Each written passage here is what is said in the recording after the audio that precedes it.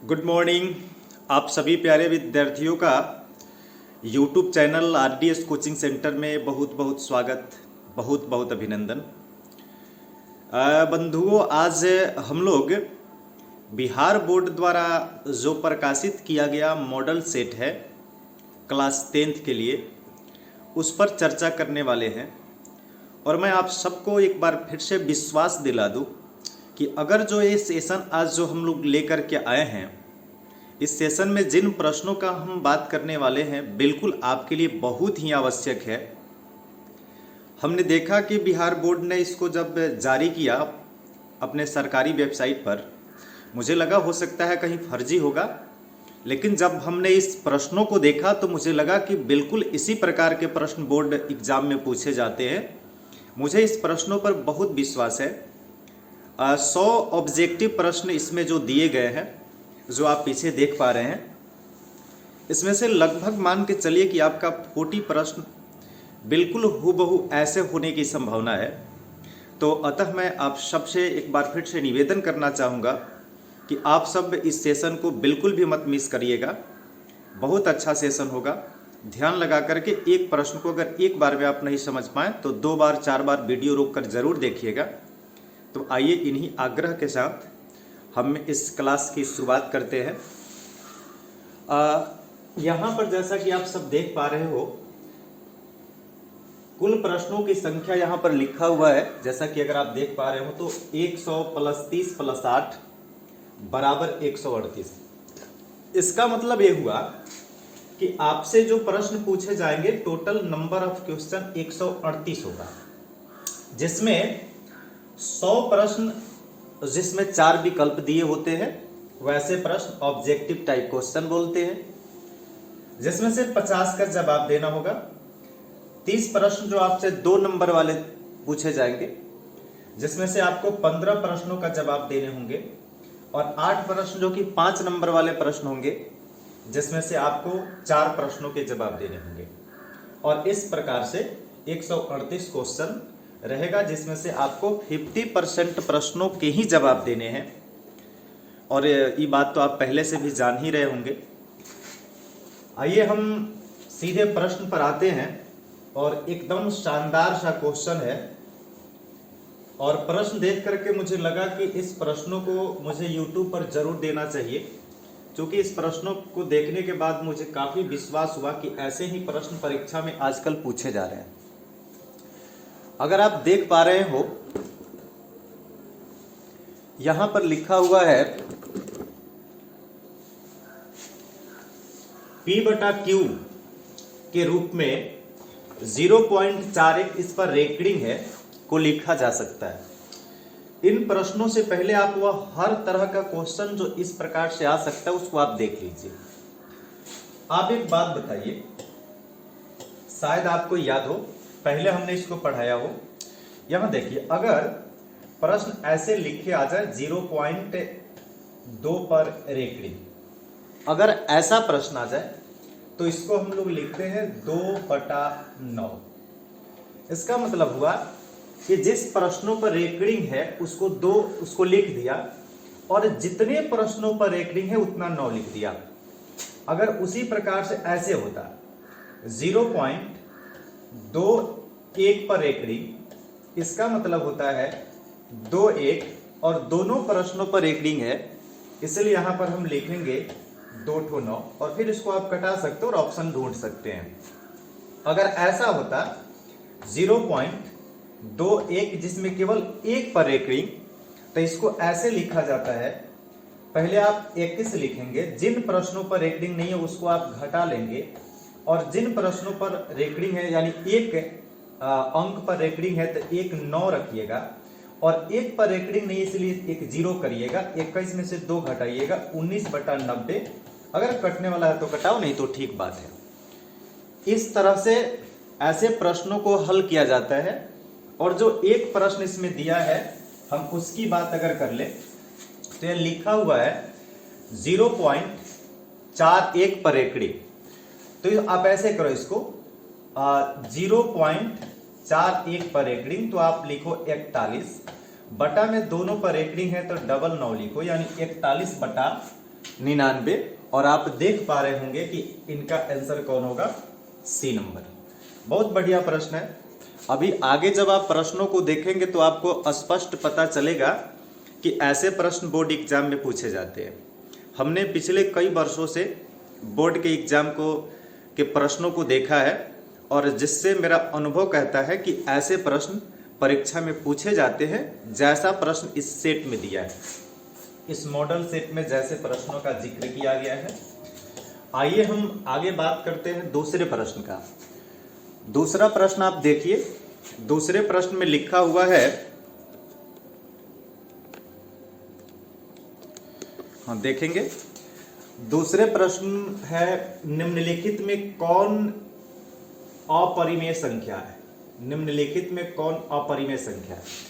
देखिए, परिमेय और अपरिमेय का अगर हम बात करें तो हर वह कोई भी अंक जो रूट के अंदर हो और उसका अगर वर्गमूल पूरा पूरा नहीं निकल रहा हो तो वह संख्या अपरिमेय संख्या कहलाती है। जैसे √3, √5, √7, √8, √10 डैश डैश।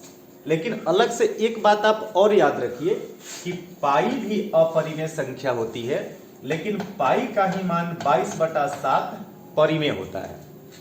परिमेय संख्या का आपको परिभाषा पता होगा, अपरिमेय संख्याओं का।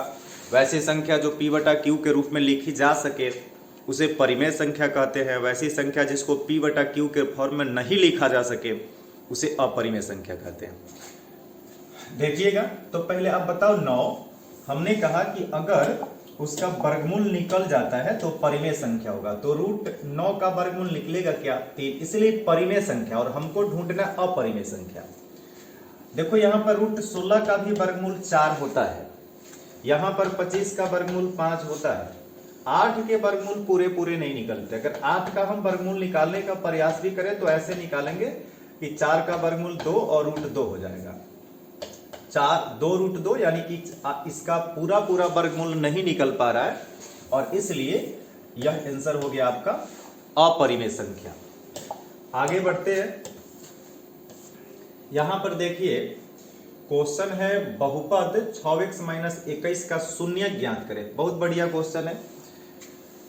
बहुपद 6x - 21 का शून्यक है, इसको आप ऐसे हल करें। यहां पर शून्यक कहते किसको है, पहले आप ये समझिए कि शून्यक किसे कहते हैं। परिभाषा होता है शून्यक में कि बहुपद में चर का वह मान, बहुपद में x का वह मान जो बहुपद में रख देने पर बहुपद के मान को शून्य के बराबर कर दे। बहुपद में चर का वह मान जिसको बहुपद में रख देने पर बहुपद को शून्य के बराबर कर दे। आप समझिएगा थोड़ा, सीधा सा आप ऐसे सोच के देखिए, 6x - 21 में x के जगह पर क्या रखें कि ये सब शून्य हो जाए। तो स्पष्ट रूप से आप ऐसे देखो, इसको हमने रखा 21/6 - 21। हमने x के जगह पर 21/6 रखा, 6 से 6 कट गया, 21 से 21 कट गया, कितना आया 0। आप क्या रखे हो, 21/6 लिखे हो। 21 भी कटने वाला है, 3 × 7 = 21, 3 × 2 = 6 यानी 7/2 और आपका आंसर कौन हुआ 7/2। आप इस तरह से सोचने का प्रयास करिएगा।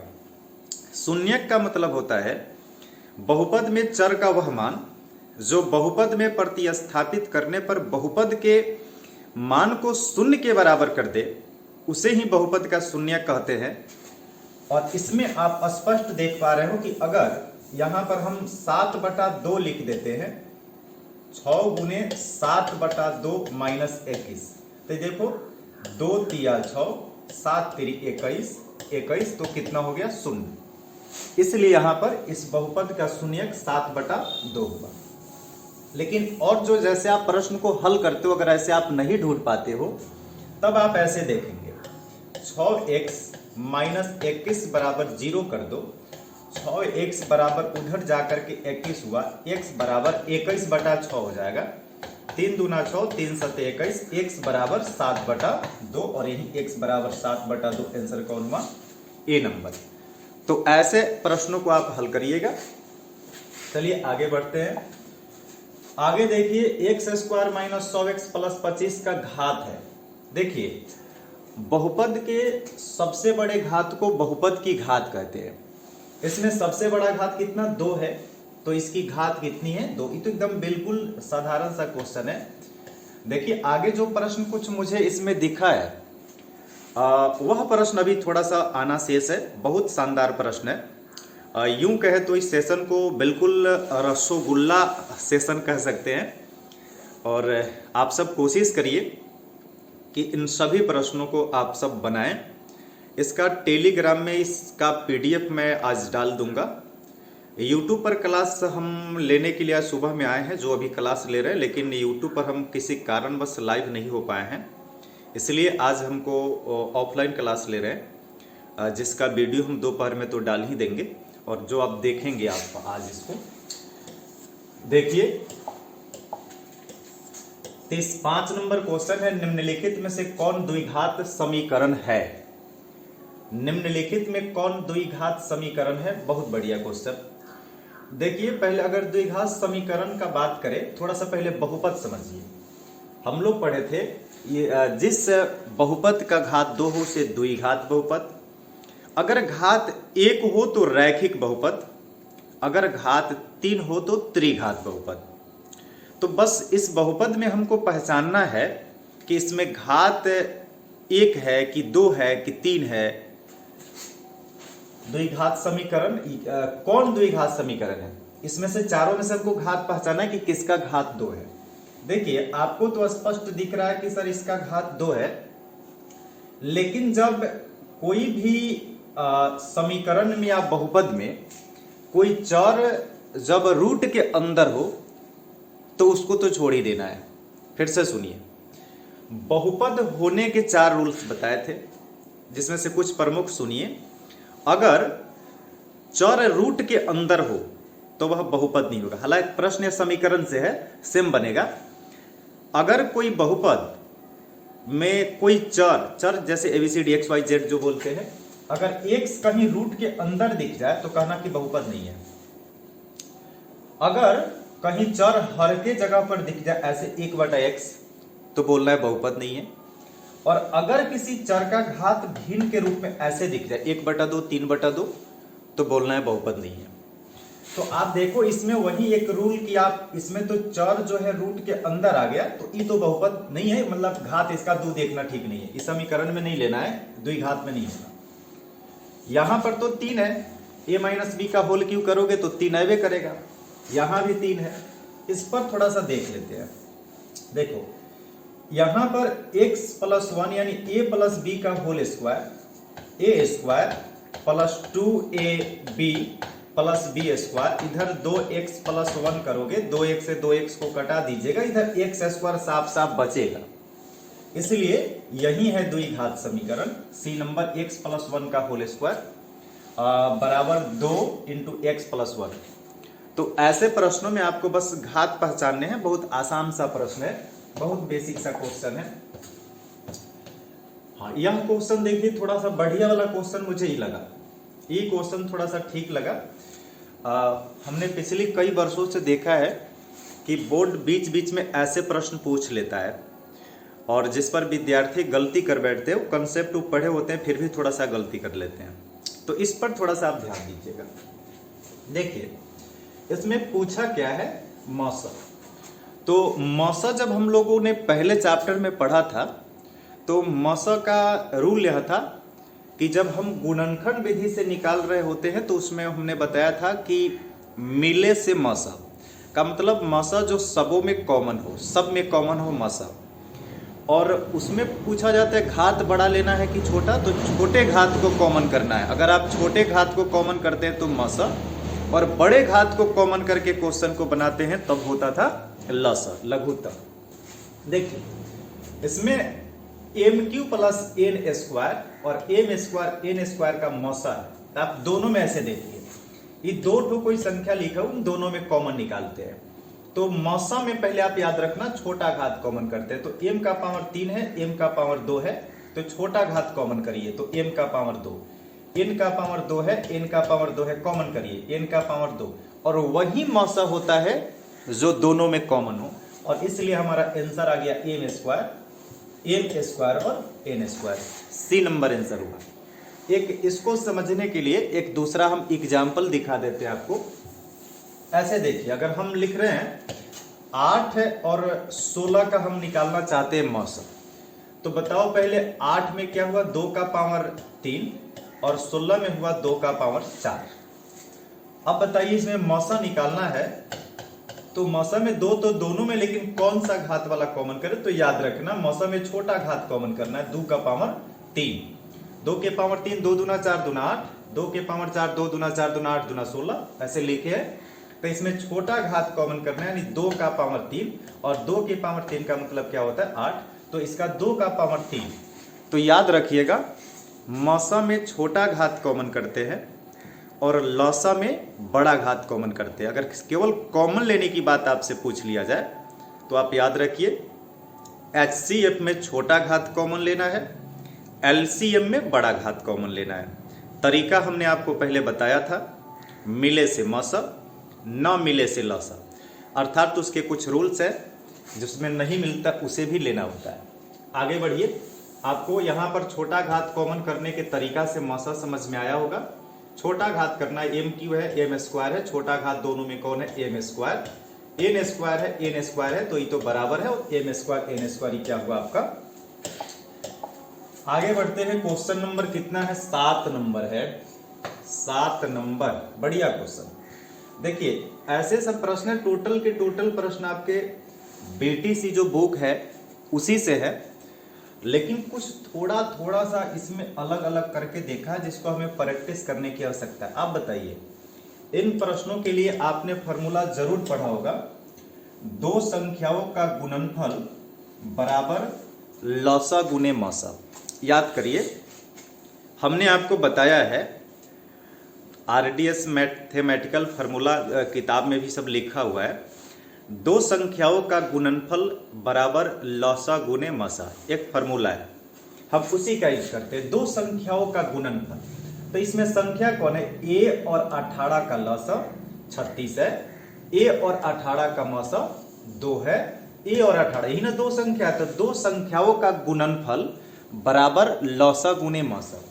दो संख्याओं का गुणनफल कैसे, a गुने 18 बराबर लौसा गुने मौसा, तो मौसा कितना है 2। दो संख्याओं का गुणनफल लौसा गुने मौसा हमने लिख दिया, यहां पर हमने 2 लिखा है। अब देखो इसमें से a निकाल लो, 36 गुने 2 बटा 18, 18 दूना 36, 2 दूना 4, यानी a बराबर कितना 4, और आंसर कौन हो गया, पूछा था तो a बराबर है, तो a का मान 4। ऐसे प्रश्न परीक्षा में पूछे जाते हैं। आइए हम लोग आगे प्रश्न देखते हैं, 8 नंबर क्वेश्चन। और यह क्वेश्चन जो मुझे लगा कि हाँ इस क्वेश्चन में वास्तव में दम है, क्योंकि इसमें बच्चे, ऐसा नहीं क्वेश्चन भारी नहीं है, क्वेश्चन थोड़ा सा आपको मिस्टेक करने के लिए मजबूर करेगा, ऐसे प्रश्न। और ऐसे प्रश्न का बड़ा बोलबाला होता है बोर्ड के एग्जाम में कि क्वेश्चन हल्का हो, लेकिन वैसे विद्यार्थी जो थोड़ा सा अगर कॉन्सेप्ट मिस कर रहे हो तो क्वेश्चन गलत हो जाए। तो इसलिए मुझे लगता है कि ऐसे प्रश्नों पर आपको ध्यान देना है। चलो आप बताओ भैया, मुझे बताओ, हम लोगों ने BTC के पहले चैप्टर में जहाँ पर वास्तविक संख्या, वहाँ पर हमने पढ़ा था, एक नोट किताब में लिखा हुआ था कि किसी भी अपरिमेय संख्या और एक परिमेय संख्या को जोड़ दो, घटा दो, गुना कर दो, भाग कर दो, हमेशा ही अपरिमेय होता है। आपको कहीं नोट्स याद आ रहे हो कि एक परिमेय और एक अपरिमेय को चाहे आप जोड़ दो या गुना कर दो या भाग कर दो, घटा दो, हमेशा अपरिमेय होगा। इस नोट को ध्यान में रख करके आप अगर सीधा क्वेश्चन को बिना अच्छा से पढ़े बनाओगे तो गलत कर लोगे। अब थोड़ा सा पढ़ के बनाओ, दो अपरिमेय संख्याओं, और इसमें कौन कौन अपरिमेय संख्या उसको लिख दिया कि दो अपरिमेय संख्याओं, 2 प्लस रूट 3 एक अपरिमेय संख्या, ठीक बात है, और एक दूसरा अपरिमेय संख्या, और कह रहा है कि इसका गुणनफल क्या है। तो पहले गुना करके तो देखो गुणनफल क्या है, तो आप सीधे मत बोलना, अब पहले गुना करके देखो। गुना कर रहे हैं तो ये हो गया a प्लस बी गुना करना है इसका, इसलिए हमने यहां गुना लगा दिया। a plus B into A minus B, formula आपको पता होगा, A square minus B square. 2 का स्क्वायर 4, स्क्वायर से रूट कटेगा 3, आया 1। अब बताओ एक परिमेय है कि अपरिमेय? तो एक है परिमेय संख्या। तो 2 अपरिमेय संख्या दे दिया है, पूछ रहा है कि आप इसके गुणनफल बताइए। तो दोनों उस अपरिमेय संख्याओं को गुना करने पर जो संख्या प्राप्त हो रहा है वह 1 है, और एक परिमेय संख्या है, और इसलिए आंसर हो गया आपका परिमेय संख्या। चलिए आगे बढ़ते हैं। 9 नंबर क्वेश्चन है, इसमें आपसे पूछ रहा है कि शून्य ज्ञात कीजिए इसका। 9 नंबर क्वेश्चन, शून्य ज्ञात कीजिए। यहां है 9 नंबर, शून्य ज्ञात करिए। तो शून्य का आप किस प्रकार से ज्ञात करेंगे? इसका बहुपद का शून्य ऐसी गुणनखंड के मदद से आप ज्ञात कर सकते हैं। इसके और भी शॉर्ट नियम होते हैं।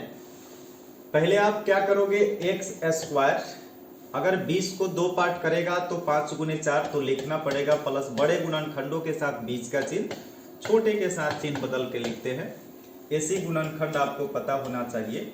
x कॉमन हो गया, x प्लस 5, इसमें क्या कॉमन? तो माइनस 4 कॉमन हो गया, तो यहां पर हो गया x minus minus plus 5।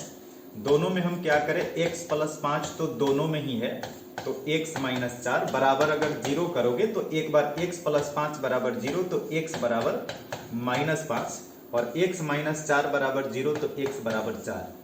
x बराबर माइनस 5 और माइनस प्लस 4 खोजना है, माइनस 5 और प्लस 4। सी नंबर ऑप्शन आपको दिख रहे हैं, देख लीजिए, माइनस 5 और 4, तो यही इसका शून्यक है। आगे बढ़िए। यदि किसी द्विघात बहुपद 2x square plus 5x minus 12 के शून्यक अल्फा और बीटा हो, तो अल्फा प्लस बीटा का मान बताइए। बहुत बढ़िया क्वेश्चन। इसमें लिखा क्या है उस पर आप पहले गौर करिए। इसमें लिखा है द्विघात बहुपद दिया हुआ है कि शून्यक अल्फा बीटा हो, तो अल्फा प्लस बीटा का फॉर्मूला होता है शून्यकों का योगफल बराबर माइनस बी बटा ए। ये फॉर्मूला आपको याद होना चाहिए। तो शून्यकों का योगफल बराबर, जैसे आपको फॉर्मूला याद होगा, माइनस बी बटा ए। इसमें माइनस बी के जगह पर कितना, 5 बटा ए की जगह पर 2, माइनस 5 बटा 2। तो आपको दोनों बात याद होने चाहिए। शून्यकों का योगफल माइनस बी बटा ए, शून्यकों का गुणनफल तो c बटा ए। और यहां से प्रश्न पूछे जाते हैं, अच्छा प्रश्न है। चलिए आगे बढ़ते हैं क्वेश्चन नंबर 11 पर। 11 नंबर क्वेश्चन तो कई बार पूछा हुआ है। देखिए, अगर 1 बटा अल्फा प्लस 1 बटा बीटा, यहां पर इसका फॉर्मूला होता है माइनस बी बाई सी। अगर इसका आप डायरेक्ट फॉर्मूला याद रखना चाहते हैं तो आप याद रखिएगा माइनस बी बटा सी, माइनस बी बटा सी। अगर आपको दिख रहा होगा, हम थोड़ा सा पेन मोटा कर रहे हैं, माइनस बी बटा सी। 1 बटा अल्फा प्लस 1 बटा बीटा बराबर माइनस बी बटा सी होता है, फॉर्मूला होता है। तो अगर इस पर अगर हम इसको बना दें तो माइनस बी का मान बताइए। इसमें माइनस फॉर्मूला में का बी का मान कितना, 4, और बटा सी के मान कितने हैं, 1, यानी कि माइनस 4। माइनस 4 कितने नंबर में है, सी नंबर में। लेकिन इस फॉर्मूला आखिर माइनस बी बटा सी कैसे हो जाता है, अगर हम उसका बात करें तो भी आपको हम वह भी बता दे रहे हैं। देखिए, इसको थोड़ा सा हल करोगे तो ऐसे हल करो। यहाँ पर मैं बना रहा हूँ, यहाँ पर भी दिख रहा है आपको। यहाँ पर 1 बटा अल्फा प्लस 1 बटा बीटा, एलसीएम करो हर का, तो अल्फा गुने बीटा, गुना कर दिए हैं। अल्फा से अल्फा कटा तो बीटा, और बीटा से बीटा कटा तो कितना, अल्फा। अब बताओ थोड़ा, अल्फा प्लस बीटा मतलब शून्यकों के योगफल। फॉर्मूला क्या होता है, माइनस बी बटा ए, बटा शून्यकों का गुणनफल फॉर्मूला होता है सी बटा ए। आपको याद होगा, अगर 4 बटा हो तो क्या करते हैं, माइनस बी बटा ए, गुना कर देंगे तो ये पलट जाएगा, ए ऊपर और सी नीचे आ जाएगा। ए बटा सी होगा, ए से एक कट गया, माइनस बी बटा सी, और यही हमने कहा था माइनस बी बटा सी, और आंसर कितना आया था -4। तो ऐसे भी इन प्रश्नों को आप बना सकते हैं, बढ़िया क्वेश्चन है। 12 नंबर क्वेश्चन देखिए आप थोड़ा। यदि समीकरण के x square plus 6x plus 9 के बराबर 0 के मूलों का योग और गुणनफल समान हो तो के का मान ज्ञात कीजिए। अच्छा प्रश्न कहा जाएगा, के x square plus 6x plus 9 के बराबर 0 के मूलों के योगफल और गुणनफल, अल्फा प्लस बीटा और अल्फा गुने बीटा, अगर ये दोनों समान है तो के का मान है। तो देखिए बोला कि मूलों का योगफल, तो योगफल को हम लोग क्या लिखते हैं, योगफल को लिखते हैं अल्फा प्लस योग यानी अल्फा प्लस बीटा बराबर अल्फा गुने बीटा। बोला कि दोनों समान है। प्रश्न में पढ़ के देखिए, मूलों का योग और गुणनफल क्या है, बराबर, तो बराबर लिख दो। योगफल का फॉर्मूला अल्फा प्लस बीटा, गुणनफल का अल्फा गुने बीटा। अगर यह दोनों समान है तब देखिए, अब अल्फा प्लस बीटा का जो हमने फॉर्मूला पढ़ा है, तो शून्यकों का जोगफल माइनस बी बटा ए, तो माइनस फॉर्मूला में होता है, और बी का मान कितना 6 माइनस बी बटा ए की जगह पर के बराबर शून्यकों का गुणनफल सी बटा ए, सी का मान कितना है 9 के, यहां पर अचर पद जो भी रहता है सी का मान होता है, और ए का मान कितना के। अब दोनों के तो खत्म हो गया, तो -6 बराबर 9 के, इसमें अगर आप के को निकाल लेते हैं तो -6 बटा कितना 9 होगा, और इसको कटा लो, 3 दूना 6, 3 त्रिका 9, के बराबर -2 बटा 3, के बराबर -2 बटा 3, यानी कि बी नंबर हुआ आपका आंसर। ऐसे इस प्रश्न को आप आसानी से बना सकते हैं। आइए आगे प्रश्न देखते हैं, क्वेश्चन नंबर 13। इसको थोड़ा ध्यान दीजिए आप। यदि x बराबर 1, हाँ ऐसे प्रश्न आपको हल्का दिख रहा है, लेकिन हमें ऐसा पता है कि ऐसे ही प्रश्न परीक्षा में पूछे जाते हैं, जो कि बहुत ज़्यादा भारी भी नहीं हो और बच्चा उसको थोड़ा सा कंफ्यूज होते हुए बनाए। ऐसे प्रश्न पूछे जाते हैं जैसा कि आप अभी देख पा रहे हो। चलो गौर करो, x बराबर 1, तो पहले आप x का मान 1 इन दोनों प्रश्नों में रख दीजिए। x का मान 1 पहले आप दोनों प्रश्नों में रखिए। पहले प्रश्न में अगर हम x का मान 1 रख दे तो होगा 1 का स्क्वायर, यानी 1 प्लस 1 प्लस a बराबर 0, यानी 2a, यहाँ पर 2 प्लस a बराबर 0, यानी a बराबर -2। इन प्रश्नों में a का मान हमने निकाला -2, और पूछा ए बी का मान बताइए, तो ए का मान तो -2 निकल गया। फिर x के मान 1 को आप इस प्रश्न में रखिए, तब b गुने 1 का स्क्वायर 1 प्लस b गुने x के जगह पर फिर कितना 1 प्लस 3 बराबर 0, तो यहाँ पर b और b तो कितना 2b बराबर 3 उधर चला जाएगा, b बराबर -3। अब यहाँ पर बोला है गुना कर दीजिए आप, तो a का मान कितना -2 गुने b का मान कितना -3, देख लीजिएगा एक बार, हाँ तो -3 और दोनों माइनस, तो 3 दूना 6, नहीं इसमें कुछ गलत हुआ, एक बार फिर से देख लेते हैं। वही बात से में कुछ कैलकुलेशन मिस्टेक हो सकता है। x का मान 1 रखिएगा तो 1 का स्क्वायर प्लस 1 प्लस a बराबर 0, 1 1 2, a बराबर -2, ये ठीक है। दूसरा में रख रहे हैं b x स्क्वायर मतलब 1 का स्क्वायर 1 प्लस b गुने 1 प्लस 3 बराबर 0, तो ये क्या हो गया b प्लस b इधर जा करके -3, 2b बराबर 3 बटा b बराबर -3 बटा 2, हाँ यही ठीक है। अब ए बी में गुना करें तो a का मान -2 गुने b का मान -3 बटा 2, माइनस माइनस प्लस, 2 से 2 कट गया तो +3 आंसर होएगा, माइनस माइनस प्लस हो गया बी नंबर। ऐसे प्रश्नों को आराम से हल कर सकते हैं। आगे बढ़ते हैं, क्वेश्चन नंबर 14, जो बहुत शानदार प्रश्न है और आज का यह अंतिम प्रश्न होगा। देखिए इसमें लिखा हुआ है 2 का पावर x प्लस वाई, 2 का पावर x माइनस वाई, 2 का पावर 3/2। देखिए संजोग से अगर आप इस दोनों को भी बराबर करिएगा तो आपका मान निकल जाएगा, लेकिन अगर 3 बराबर में दिया हो तो इसको ऐसे हल करना चाहिए। इस पर आप ध्यान दीजिए, इसको आप बनाओगे इस प्रकार से कि अगर सब में कहा रूल है कि अगर आप बेस बराबर हो तो घात को घात के बराबर करिए। इसमें तो बराबर करना होगा x प्लस वाई बराबर 3/2। दूसरा देखिए x माइनस वाई बराबर घात के बराबर करें 3/2। इसको लिखेंगे हम जोड़ने पर लिखेंगे, दोनों कटेगा 2x 3/2 3/2 3/2 का मतलब 1.5 होता है, तो 1.5 कितना जोड़ रहे हैं तो हो गया 3। x बराबर 3/2। x का मान अब मान रख दीजिए जो दिया गया है प्रश्न, उसमें x का मान 3/2। 3/2 को आप यहाँ रख दीजिए, x के जगह पर इसमें मान रख रहे हैं 3/2 प्लस वाई बराबर 3/2। y बराबर 3/2 माइनस 3/2 कटा तो y का मान कितना निकला 0, और हमसे y का मान पूछा गया है, इसलिए ऑप्शन नंबर कितना हो जाएगा C number. Option number C यानी कि 0 होगा।